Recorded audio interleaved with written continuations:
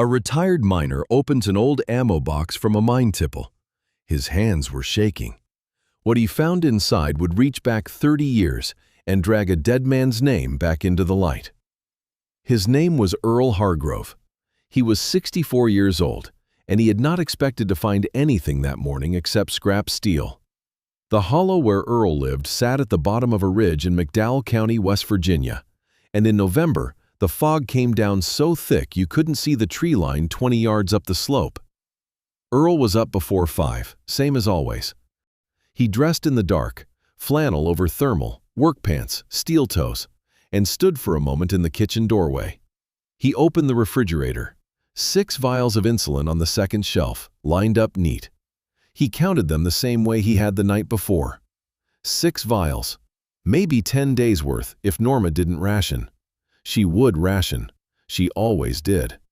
He heard her behind him before he turned around. She was in the doorway in her robe, one hand on the frame. "You eat something before you go," she said. "I'll take the thermos." "That's not eating. I'll pick something up in Welch on the way back." He paused. "Go back to bed, Norma." She looked at him the way she had looked at him for 38 years, the way that meant she knew exactly what he was going to do and had already decided this particular morning wasn't worth the argument. She went to the cabinet, came back with 2 slices of bread and a jar of peanut butter, set them on the counter without a word, and went back down the hall. He made the sandwich standing at the counter, ate half, wrapped the other half in a paper towel. Then he crossed to the back door and touched the hard hat on its nail. His father's hard hat, white once, now yellow-gray, a crack along the brim from a fall that hadn't killed the old man outright, but had started the slow process that did. Earl touched the brim with 2 fingers, same way every morning, 30 years of it, and didn't say anything. Then he took his thermos and went outside. The Ford started on the 3rd try, an 87 F150, ought to be dead but wasn't. Held together with junkyard parts and stubbornness, same as Earl. He loaded the cutting torch and the pry bar in the bed, tied everything down, and pulled onto the county road. Fog swallowed the headlights. He drove slow. He'd driven this road for 30 years in one capacity or another and didn't need to see it to know where it went. He had worked coal country his whole life. Started at 17 driving a supply truck, worked up to strip mine operator, retired at 61 when the company restructured itself out of existence and took his pension along for the ride. Now he salvaged scrap from the same mines he'd once helped operate, which was the kind of thing that would have struck him as funny if it were happening to somebody else. The recycler in Bluefield paid 40 cents a pound. A good load was 2,000 pounds, give or take. Norma's insulin cost $900 a month. He went to the mine 3 mornings a week and did the math in his head, and tried not to think too hard about what happened when the scrap ran out. The Pocahontas No. 7 had closed in 1989 when the seam played out. The tipple, 4 stories of steel frame and conveyor belt where coal was loaded into rail cars, had stood another 14 years before a storm took half of it down. What remained was a tangle of rusted I-beams, sections of old belt, and the concrete foundations. Enough steel to keep Earl solvent for another few months if the price held. He parked at the edge of the old equipment pad and walked in with the torch and the pry bar. The fog made the whole site look underwater. Steel forms rose out of the gray and disappeared above his head. He could look at a beam and know which way it wanted to fall, know where the stress had settled over decades, know where to cut and where to leave alone. 31 years of that kind of knowledge didn't go anywhere just because the paycheck stopped. He found the section he'd left off Thursday and lit the torch. The flame threw blue-white light into the fog. Hot metal smell and cold damp air mixed together, and it smelled like every job he'd ever worked. He was cutting through the 3rd section when the ground shifted under the concrete pad to his left. Not a collapse, a settling, the kind old foundations did when water worked beneath them through the freeze and thaw. He heard it more than felt it, a low grinding sound, and then a gap opened along the base of the tipple foundation, 8 inches wide, and in that gap he saw a corner of something. Military green. Flat. Rectangular. a straight edge that had no business being in collapsed coal infrastructure. He killed the torch and crouched down. He dug at the edges with the pry bar, pulling coal dust and calcium away.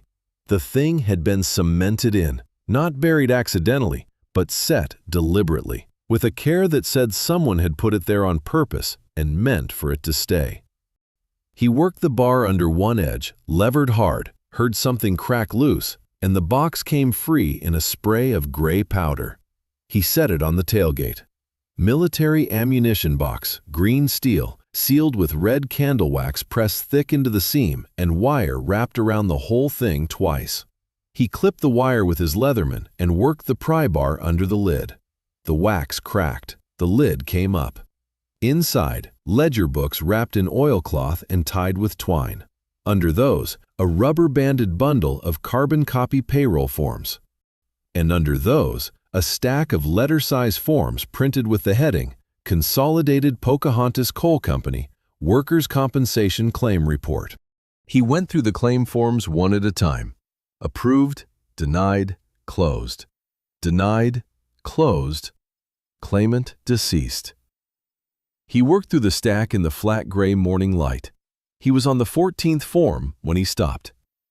Hargrove, William R. Pneumoconiosis claim. Claim denied. Insufficient documentation. Filed March of 1988. Disposition June of 1988. His father had lived 3 more years after that date. 3 years of slow suffocation, the lungs filling with what 4 decades of coal dust does to a man, and William Hargrove had died in the spring of 1991 without a single benefit check having arrived. Earl's mother had said those 2 words, insufficient documentation, for the rest of her life, worn smooth from repetition, the way river stones get smooth but never disappear. Earl set the form down. He picked up the top ledger and opened it. The columns were faded but readable.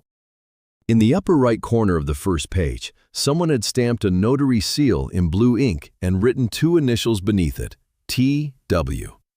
Below the seal, a date in the same hand, 1987. There was a ring on the page as well, a rust ring, perfectly circular, the diameter of a coffee can, the kind of mark a man leaves when he sets something down without thinking. Earl stood in the fog with the ledger open and didn't move for a long time. The box had been cemented into the foundation of a mine that closed 35 years ago. Whoever built it in there had known exactly what was inside it, and they had understood, with great certainty, that it needed to stay buried. The question that came to Earl then, quiet, settling into him the way the fog settled into the hollow, was not what was in the box. It was who T.W. was, and whether they were still around to care. Earl got home a little after 9 in the morning with the ammunition box on the passenger seat. He carried it inside and set it on the kitchen table and stood there looking at it. Norma came in from the bedroom, saw his face, and didn't say anything for a moment. "What is it?" she said finally. "Documents from the old Pocahontas No. 7. Compensation claims." He pulled out his father's form and set it on the table in front of her. They denied Dad's claim. June of '88, 3 years before he died. Norma read the form twice. She was a careful reader, always had been, the kind of woman who read every line before she signed anything. She set it down and looked at it without touching it. "Insufficient documentation," she said. "That's what it says." "Earl." She looked up. "How many other forms are in there?" He told her, 40 or 50. Plus the ledgers and the payroll carbons. She went and put the kettle on and filled 2 mugs, even though the water wasn't hot yet, just to have something to do with her hands. And she came back and pulled the chair out across from him. And together they spread the documents across the table under the bare overhead light. They worked through the ledgers for 2 hours. Earl cross-referenced payroll amounts against disbursement columns, and Norma kept a separate sheet where she wrote each discrepancy in her careful handwriting. She'd been a bookkeeper's assistant at the hardware store in Welch for 11 years before her health got complicated, and she still read a ledger the way other people read a newspaper. The pattern emerged slowly and then all at once, the way a picture comes into focus when you step back far enough to see it whole. The company had been paying workers' compensation premiums to the state fund every quarter, regular as clockwork. But on the disbursement side, what actually reached the miners and their families, half the claims were marked either denied or closed. A third of the closed entries had a notation beside them, claimant deceased. Norma circled each one without comment. Raymond Combs, Earl said. Closed, claimant deceased, September of '89. When did he die? 93. He sat back. 4 years after they said he was dead. Norma set her pen down. They were paying premiums and paying out nothing, she said, or close to nothing. Somebody was keeping the difference. The kettle had gone cold. Neither of them had touched the tea. Outside the hollow was quiet except for the creek running hard with the November rain that had come through last week, and a woodpecker working somewhere up the slope, and the sound of it made the silence in the kitchen feel heavier. Earl remembered the last time his father had tried to fight the denied claim. The winter of 1990, a year before he died, when William Hargrove still had enough breath to make it down to Welch and back in one trip. Earl had driven him in the old Chevy truck, his father in the passenger seat wearing 3 layers under his coat and still cold, the heater only working on one side of the cab. They had waited on a bench in the courthouse hall for an hour, and when the clerk finally pulled the file, she had looked at it for about 30 seconds and told them there was nothing she could do. The claim had been closed by the company's land agent, and the decision was final. Earl's father had stood up from the chair very slowly, the kind of slow that said exactly how much it cost him, and told her quietly that he had worked that mine for 37 years and breathed what they made him breathe, and he just wanted what he was owed. The clerk had looked sorry. Not sorry enough to do anything, but sorry. They had driven back in silence, the cold blowing on the right side of the cab, and Earl had watched his father's breath come in short pulls that never seemed like quite enough. William Hargrove died the following April. He was 61 years old. Earl drove to the courthouse that afternoon. He left the box locked in the truck. He asked for his father's death certificate and the workers' compensation file. The clerk was young and pulled it without hesitation. She didn't know the old politics and had no reason to hold back. He sat in the records room and went through it. The file was thin. Thinner than it had any right to be for a man who had worked underground for 37 years and developed full coal workers' pneumoconiosis. The denial form was there, same as in the box. At the bottom, on the disposition signature line, Thurman Wickham, land agent, Consolidated Pocahontas Coal Company. The signature was confident and unhurried. A man who signed a great many papers. Earl wrote the name in his notepad, though he didn't need to. He had already memorized it. He drove back through Welch on Route 20, and on the ridge above the south edge of town, he slowed in front of a brick house he had passed 100 times without looking at closely. Late model pickup in the driveway, dark green, still clean despite the county roads. Bass boat on a trailer beside the garage, tarped for winter. New roof with good ridge cap. The mailbox at the end of the drive read Wickham in raised metal letters. He pulled over on the shoulder and sat with the engine idling. A land agent for a coal company that had closed its last McDowell County operation 30 years ago. Retired to a brick house on a ridge with a bass boat and a new truck, on whatever pension a land agent earned from a company that didn't exist anymore. Earl had known land agents. He knew what they made. It wasn't bad. It wasn't this. He drove to the Welch Public Library, open until 5 on Tuesdays. He asked the librarian, Edna, who had been there since before Earl could remember, for newspaper microfilm from the late 80s through the mid-90s, McDowell County coverage. She brought the box and showed him the reader without making a fuss about it. He found the article in a 1995 issue, page 7, with a photograph. Thurman Wickham in a sport coat shaking hands with a county commissioner at some kind of luncheon. The headline read, Land Agent Honored for Facilitating Fair Settlements with Miners' Families. The article praised his patience and fairness during the mine closure years. A company spokesman called him a credit to the county. The commissioner said Thurman Wickham had done more for McDowell County families than most people would ever know. Earl sat in the quiet library and read it twice. He thought about his father on that drive to Welch in the winter of 1990, 3 layers under his coat and still cold. Not enough breath to argue with a clerk who'd already been told what to say. More for McDowell County families than most people would ever know. He drove home through fog that had never lifted, and by the time he pulled into the hollow, he had decided he was not going to leave this alone. He didn't know yet what he was going to do about it. But leaving it alone wasn't going to be one of the options. What he didn't know, what he had no way of knowing yet, was that someone in the courthouse had already made a phone call, and that Thurman Wickham, in the brick house on the ridge above Welch, had picked up on the other end. Earl spent Wednesday morning on the landline. He found the number for the Southern Coalfields Legal Aid Office in Charleston in the phone book. The actual phone book, a 3-year-old copy Norma kept in the kitchen drawer. He left a message in the morning and got a call back by noon. The attorney's name was Dorothy Mercer. She had a Charleston accent, but a McDowell County patience, which meant she let him talk for 10 minutes without interrupting before she said a word. He told her about the box, the ledgers, his father's claim, Raymond Combs, and the others. He told her about Thurman Wickham's signature on the denial form. "How many total claim forms?" she asked. 43. I counted them last night. "And the ledger discrepancies, what time period do they cover?" 1983 through 1997. A pause. He heard her writing. "Mr. Hargrove, if those ledgers are authentic and the pattern holds, what you're describing is large-scale workers' compensation fraud. 14 years of diverted benefit payments.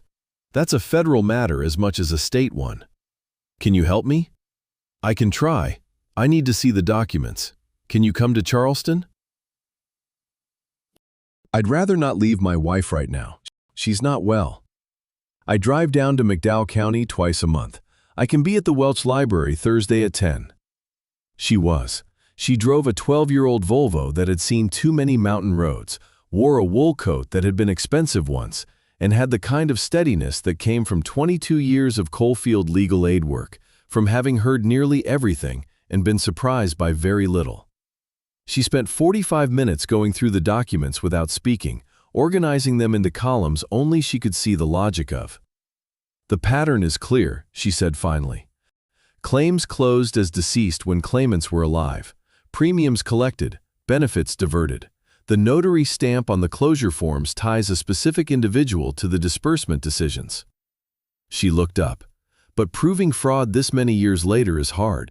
We'd need to match these ledger entries to state compensation board records, and those records develop gaps when someone with connections decides they'd rather not be found."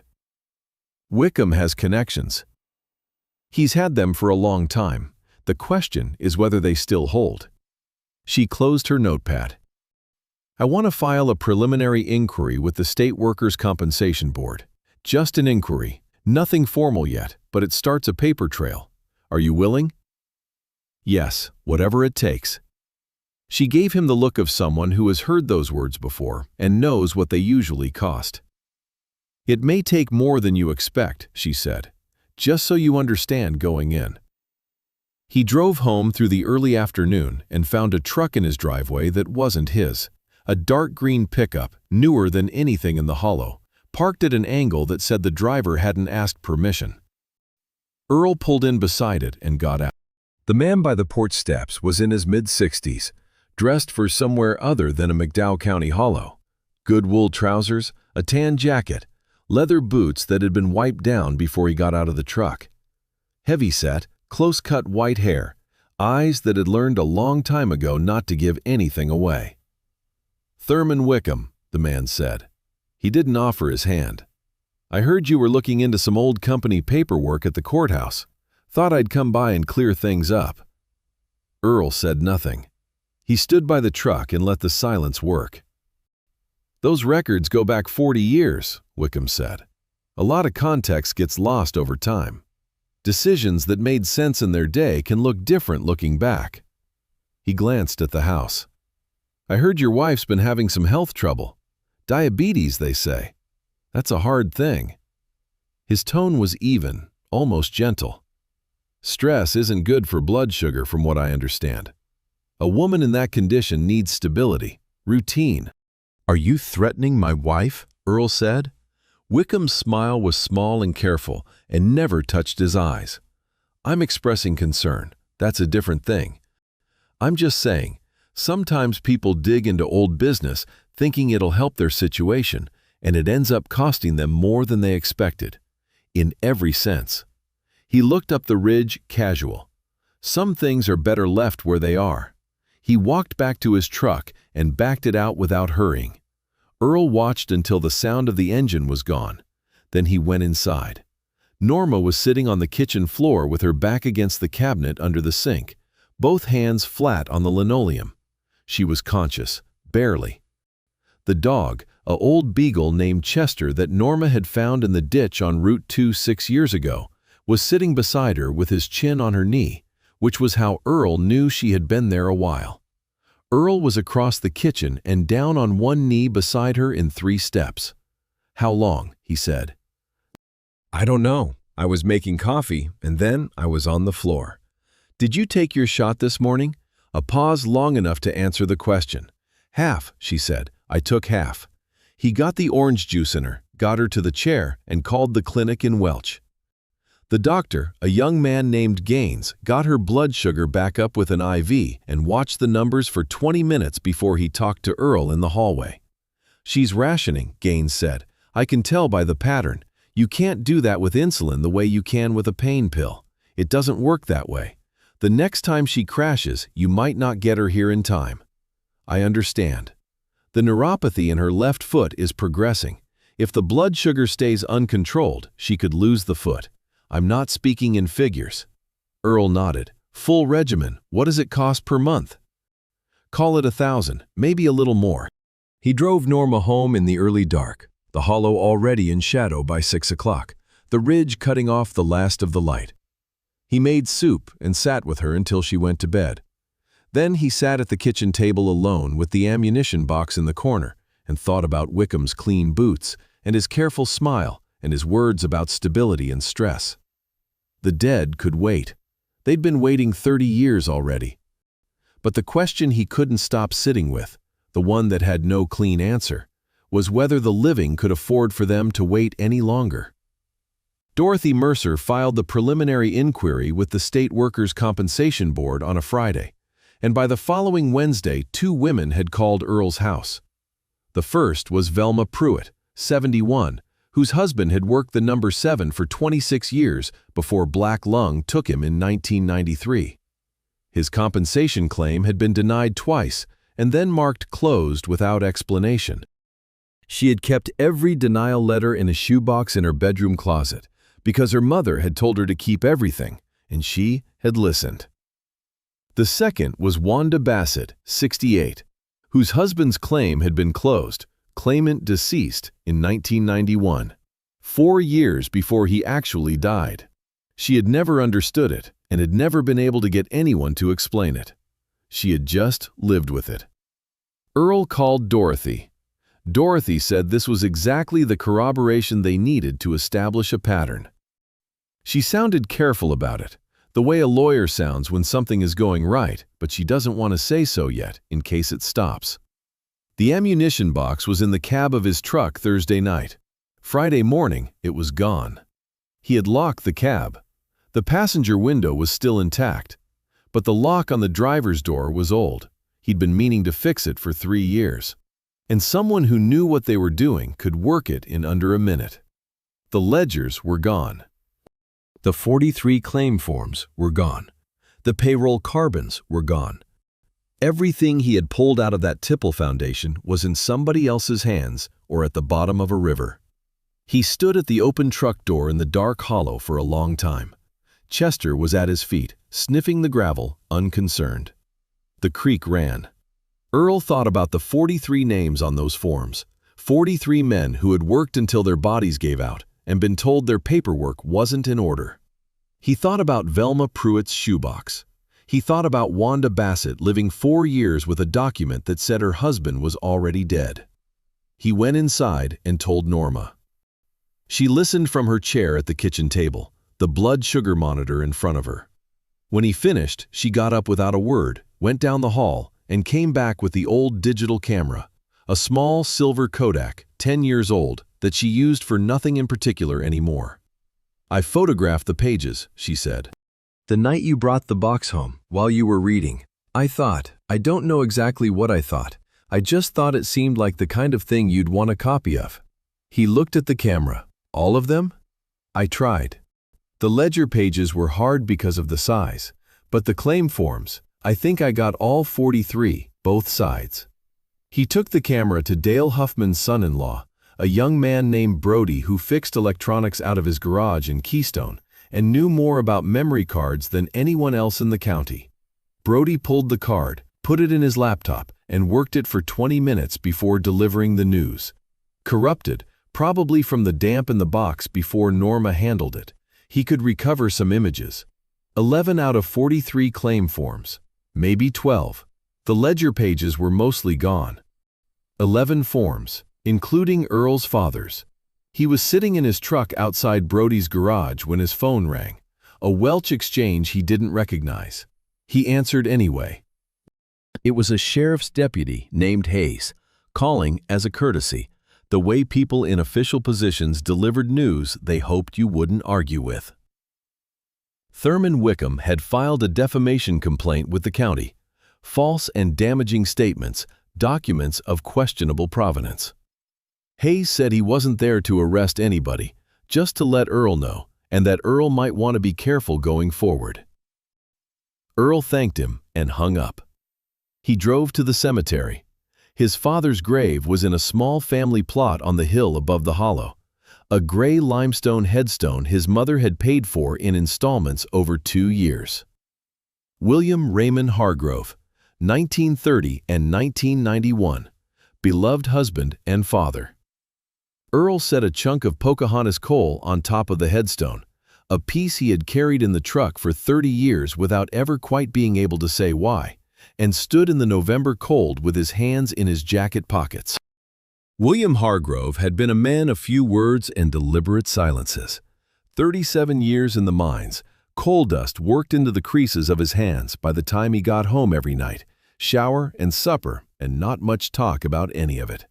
Because some things you did like breathing, without discussion. What he had talked about was the land, the hollow, the way the fog came off the ridge in October, the creek in spring when the snow came off the mountains all at once and turned it loud and brown. He had said once, and Earl remembered it precisely, that the hollow was the only thing he trusted to still be there when he needed it. Earl had been 17. He hadn't known what to make of it then. He thought he understood it better now. He stood at the headstone a long time. The cold worked through his jacket. Somewhere down the hill, a truck went by on the county road, and then it was quiet again. What he kept coming back to was this: the dead didn't need justice the way the living needed insulin. That was the arithmetic of it. Norma was alive, and her foot was in danger, and the medicine cost $1,000 a month. His father had been dead for 33 years. But the living kept the accounts of the dead, whether they wanted to or not, and Earl had been carrying this particular account for a long time without knowing it.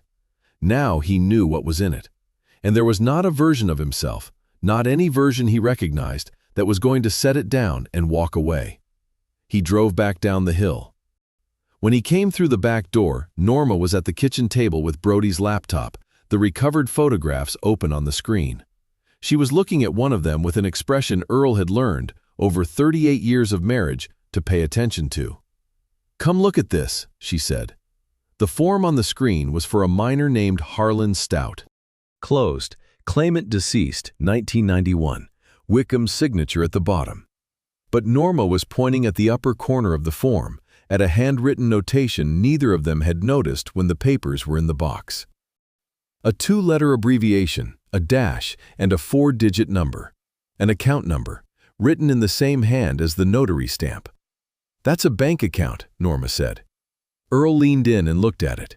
"Yes," he said, "it is." Earl called Dorothy about the account number the next morning. She said it changed things. An account number in Wickham's hand on a company document wasn't proof by itself, but it was a thread. If the thread led anywhere real, they might not need the original ledgers. She would start looking. Sit tight. Earl was not good at sitting tight. He called his cousin Cecil Calhoun in Mingo County that afternoon.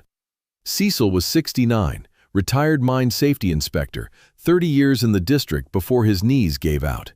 He had filed more safety reports than anyone in the region and had kept copies of every one in cardboard boxes in his spare bedroom, because Cecil trusted no one with records and had never owned a shredder. Earl told him what he had found. Cecil was quiet. "Wickham," Cecil said. "I know that name." "You dealt with him?" "His name comes up in 3 or 4 of my reports from the late 80s. Claims closed right before quarterly audit windows. I flagged it at the time. Nobody did anything." A pause. "I'll come down." He came Thursday in an old GMC pickup, 2 cardboard boxes in the bed wrapped in garbage bags. They spread everything on the kitchen table, and Cecil found what he was looking for in 40 minutes. 3 safety inspection reports from 88 and 89, each with claims closed in the weeks immediately before quarterly audits, each under Wickham's sign-off. The timing was deliberate. You closed the claims before the audit, so the liability didn't show on the books, then kept the premium payments the company had already made. He wasn't working alone, Cecil said. He pulled out a 4th report. State compliance auditor, district level, man named Gerald Tatum. Never found anything worth citing in Wickham's territory, not once in 12 years. Tatum was married to Wickham's wife's cousin. I found that out later, when it didn't matter anymore. Norma, reading over Earl's shoulder, sat down. "Tatum passed the audits," she said. "Wickham diverted the money.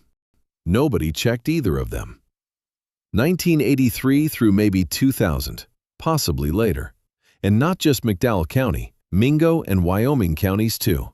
Same pattern, all 3. Earl went to the back door and looked out at the hollow for a while. The creek was running loud. He had been thinking about 43 names. The real number was something else entirely. Dorothy reviewed Cecil's reports the next morning and made a call from the library parking lot. When she came back, she sat down and folded her hands. "I have a contact in the U.S. Attorney's Office, Southern District," she said. "I called in a favor. They're willing to take a preliminary look, but they need a financial trail. The account number is our best lead. If we can identify the bank and match deposits to the diverted premiums, that's wire fraud. That's federal." She looked at Earl. "Could be weeks before they move. Could be months." He drove home and sat in the truck in the hollow before he went inside. Then he went to the shop behind the house and sat on the work stool and looked at the cutting torch on its hook. The torch was worth $600 on the used market. The chain hoist, $250. The spare tanks, more. Maybe $1,400 worth of equipment in that outbuilding, which was $1,400 that wasn't in the bank, which was why it was in the shop. He sat there a long time. The wind came under the door and moved the dust on the floor. Chester had followed him out and lay by the propane heater in the corner, watching Earl with the patient incomprehension of a dog who understood nothing about money and asked only that food appear twice a day and that the same people be there when he woke up. The math was what the math was. The salvage work brought $800 a load every week and a half, and that money went to the insulin and the power bill and not much else. If he stopped salvaging to drive 3 counties collecting testimony, the money stopped.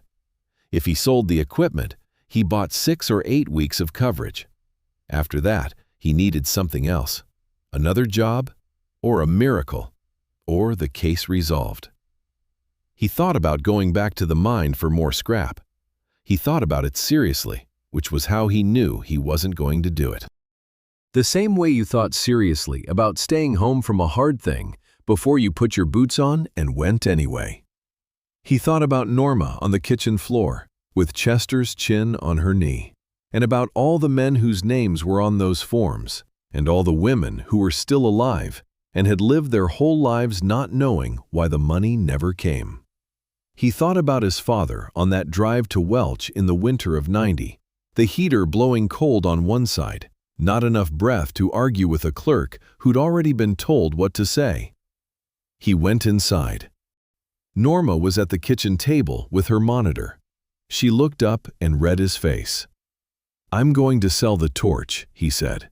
"How long will it cover?" 6 weeks, maybe 8 if we're careful. And after 8 weeks? Either we have something or we don't. She was quiet a moment. "Earl." She looked up at him. "I'm not asking you to stop. I just want you to know what you're doing. Eyes open." "I know it." She nodded and looked back at her tea, which was her way of saying she believed him.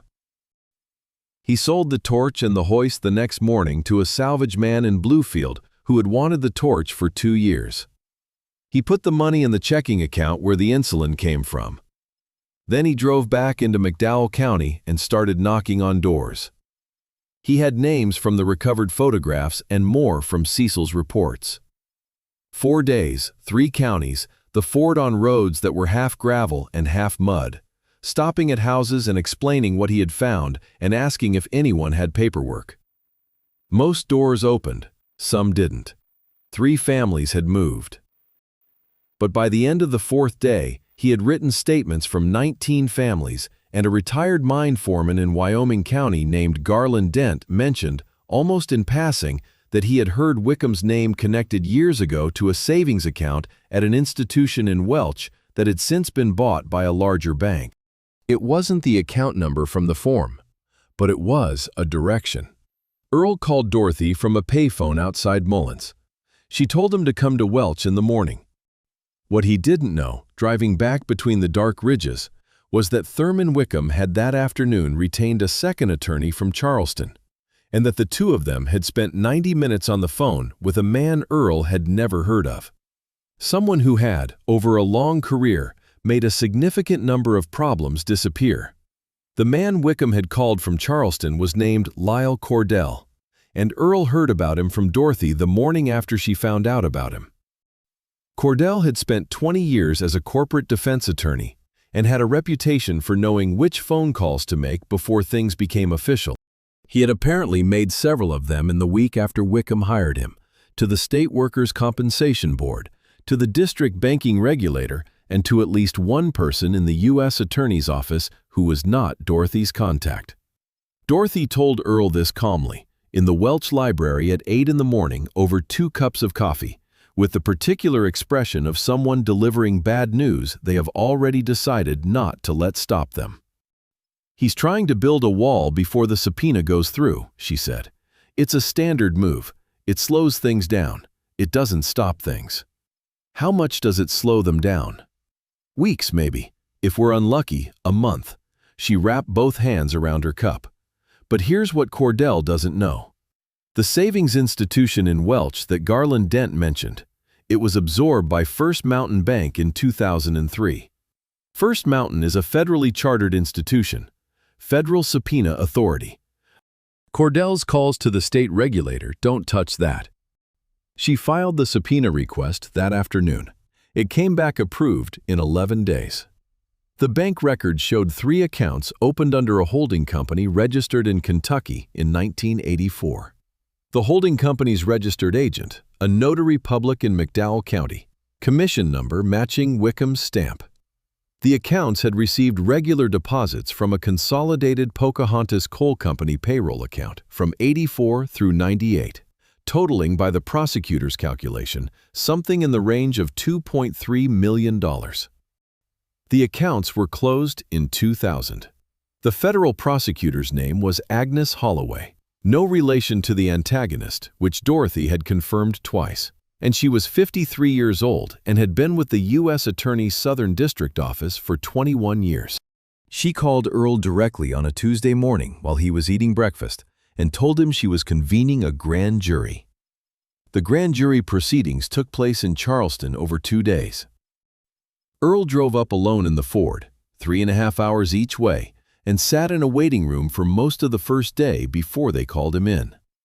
He brought the 11 recovered photographs on a thumb drive that Brody had put together for him. And he brought the written statements from 19 families. And he brought Cecil's inspection reports in the original, which Cecil had driven down and handed over with the care of a man surrendering something he had carried for a long time. Earl testified for an hour and 40 minutes. He told it the way he would have told it to a neighbor over a fence. Straight through, from the beginning, without decoration. The ammunition box, the wax seal, the ledger books in oilcloth. His father's form, Hargrove, William R. and Raymond Combs, marked deceased 4 years before he died.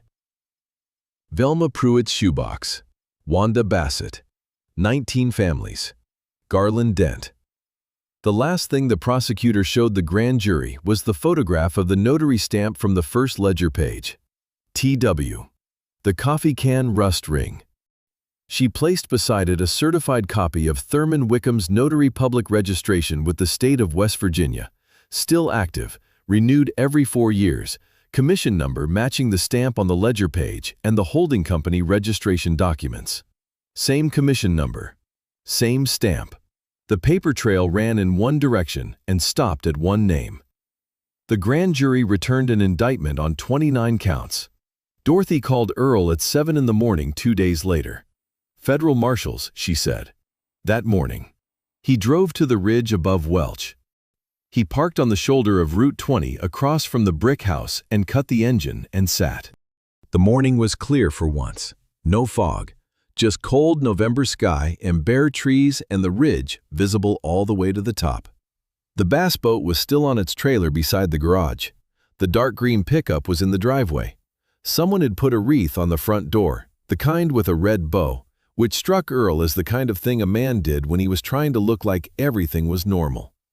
2 vehicles came up the road at 8:14. A dark sedan and a white government truck, both moving at the measured pace of people who are not in a hurry because they don't need to be. They pulled into the driveway. 3 people got out of each vehicle. Earl could see the badges catching the morning light from where he sat.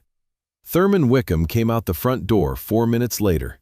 He was in a button-up shirt and slacks, dressed like he had been told someone was coming, or like he always dressed that way, which Earl suspected was the same thing. One of the marshals spoke to him on the front steps. Wickham stood with his hands at his sides and listened and said something back that Earl couldn't hear. Then he put his hands forward and let them put the cuffs on. He was not the kind of man who made a scene. Earl had understood that from the first visit to the hollow. Wickham was the kind of man who understood leverage and applied it quietly. And when leverage failed, he would stand in his good shirt and not give anyone the satisfaction of watching him come apart. As they walked him to the sedan, Wickham looked across the road. He and Earl looked at each other across 60 yards of McDowell County Highway for about 3 seconds. Neither of them moved. One of the marshals opened the rear door of the sedan. Wickham looked away first, ducked his head, and got in. The door closed.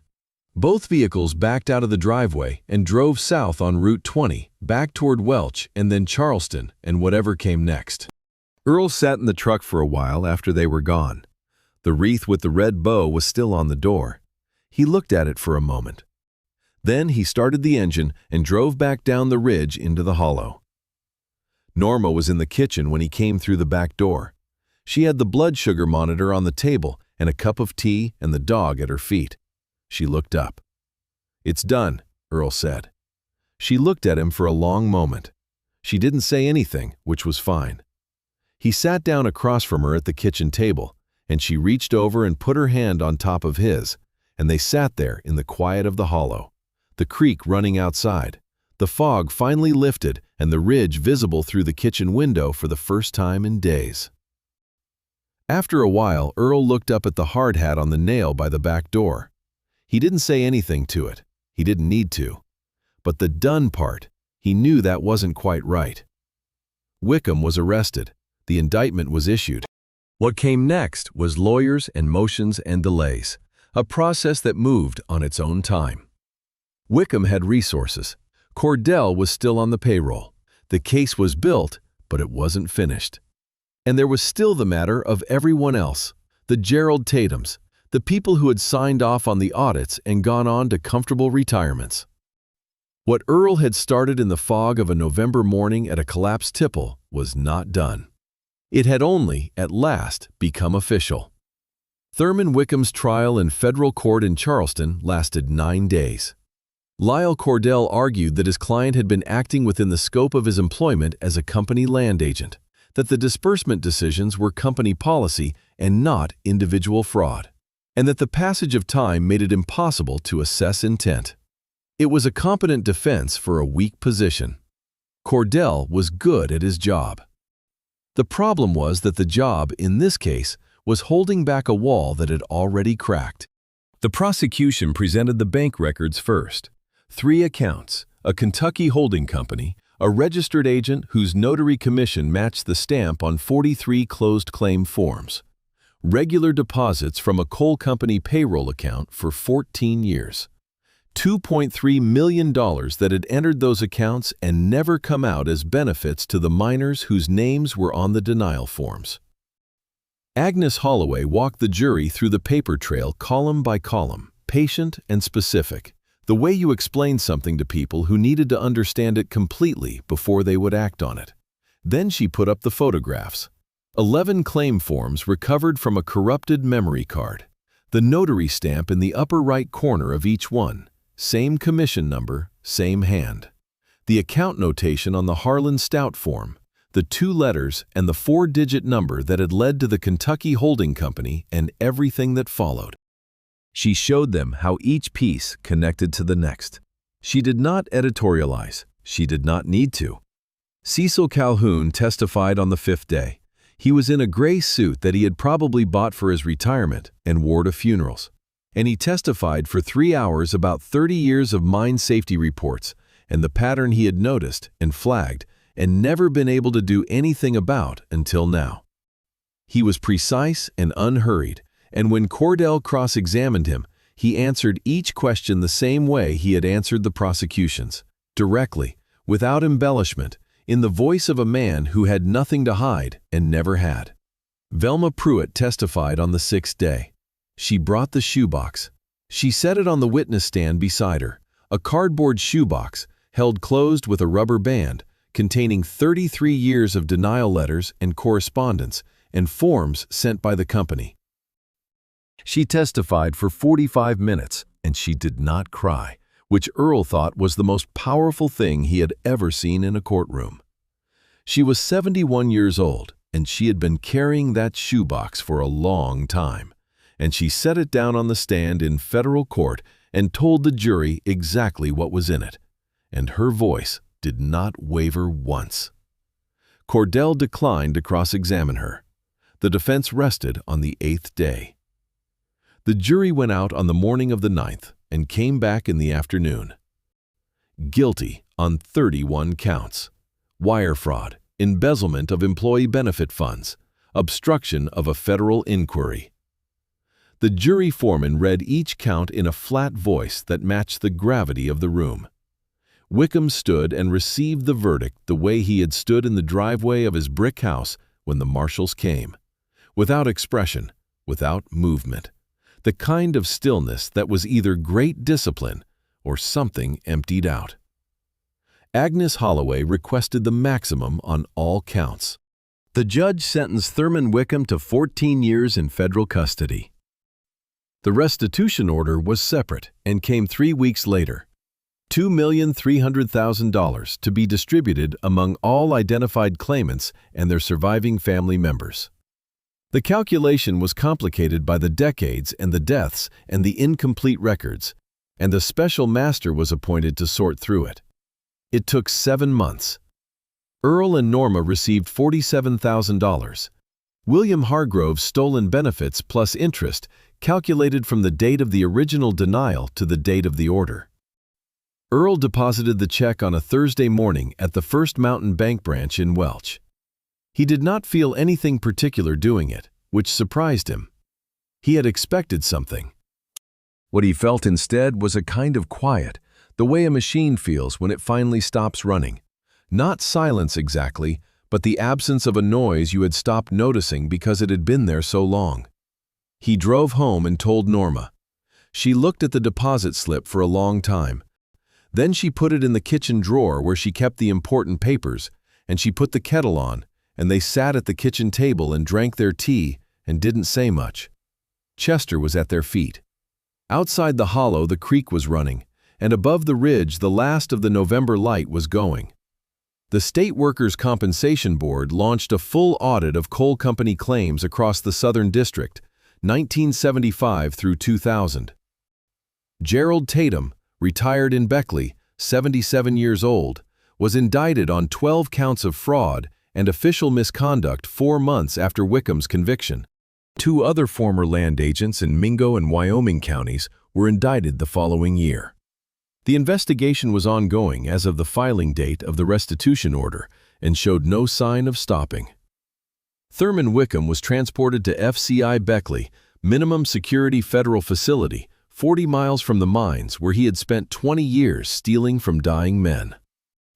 His wife sold the brick house on the ridge and the bass boat and moved to her sister's place in Roanoke.